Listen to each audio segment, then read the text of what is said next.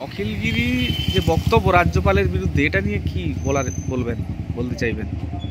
অখিলবাবু এর আগেও রাষ্ট্রপতি সম্পর্কে যে কুরুচিকর মন্তব্য করেছেন, তারপরে দল তাকে ধিক্কার জানিয়েছে। তিনি নিজে ক্ষমাপ্রার্থী হয়েছিলেন, কিন্তু আবার তিনি রাজ্যপাল সম্পর্কে যে কথা বললেন, তাতে রাজ্যপালের চরিত্র নিয়ে, বিশেষ করে যে বিষয় নিয়ে এখন রীতিমতো তদন্ত চলছে, এই মুহূর্তে এই ধরনের মন্তব্য করা কতটা সমীচীন, দল নিশ্চিত ব্যবস্থা নেওয়া উচিত। কিন্তু তৃণমূল আছে, তৃণমূলের নেতাদের মধ্যে কম্পিটিশান চলছে কে কত ভাষা সন্ত্রাস, কত কুরুচিকর মন্তব্য করে লাইমলাইটে আসতে পারে। কারণ নির্বাচনের সময় এখন জনগণ থেকে বিচ্ছিন্ন তৃণমূল কংগ্রেস, ফলে স্বাভাবিকভাবে অখিলবাবু তিনি খবরের আলোকে আসবার জন্য এই ধরনের কুরুচিকর মন্তব্য করছে বলে আমার মনে হয়। এ বিষয়ে দলের ব্যবস্থা নেওয়া উচিত, কারণ একজন মন্ত্রীর মুখে এই ধরনের ভাষা সন্ত্রাস, এই ধরনের রাজ্যপাল যিনি প্রশাসনিক প্রধান তার সম্পর্কে বক্তব্য বলাটা সাধারণ মানুষের কাছে বিরূপ প্রতিক্রিয়া হচ্ছে। বিশেষ করে কচি কাঁচারা যারা রাজ্য মন্ত্রিসভার সদস্যদের কাছ থেকে ভালো কিছু আশা করেন, তাদের মুখ দিয়ে যখন এইসব কথা বেরোয়, স্বাভাবিকভাবে এটা সমাজে তার প্রতিফলন হয়।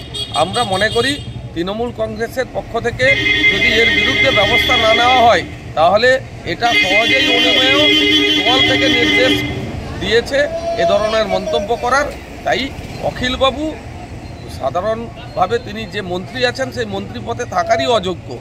তিনি এই মন্তব্য ইমিডিয়েট উইথড্র করে নেওয়া উচিত। আপনার নাম, রেজিগনেশন? আমার নাম ঝাড়েশ্বর বেরা, জেলা সিপিএমের সদস্য, পূর্ব মেদিনীপুর। অখিলগিরির রাজ্যপালের বিরুদ্ধে মন্তব্য নিয়ে কি বলবেন? দেখুন, অখিলগিরি শুধু বিধায়ক নয়, পশ্চিমবঙ্গ সরকারের একজন বিশিষ্ট মন্ত্রী, সিনিয়র নেতা। ওনার মুখে এই কুকথা শোভা পায় না। এর আগে উনি রাষ্ট্রপতি সম্পর্কে যেটা বলেছিলেন, বলে পরবর্তীকালে ভুল স্বীকার করেছিলেন। তো ওনার মুখ দিয়ে এ ধরনের না বেরোনোই উচিত, এবং আগামী প্রজন্ম যারা রাজনীতিতে আসবেন তাদেরকে কী শিক্ষা দিচ্ছেন বা কী রেখে যাচ্ছেন তাদের জন্য জানি না। এবং মেন কথা হচ্ছে, এখানে আমার যতটুকু মনে হয়েছে যে এদের কোনো লাগামহীন দল, এদের কোনো চুরি সন্ত্রাস, ভাষা সন্ত্রাস কোনো ব্যাপারে এদের লাগাম নেই। এদের দলের লাগাম থাকা উচিত আমি মনে করি, এবং সংযত হয়ে বক্তব্য রাখা উচিত। এবং রাজ্যপাল একজন প্রশাসনিক প্রধান, সংবিধানের রক্ষাকর্তা, উনি বিশিষ্ট ব্যক্তিত্ব, তার অনেক কি বলবো, অনেক গুণাবলীর জন্য ওনাকে পশ্চিমবাংলায় পাঠিয়েছেন।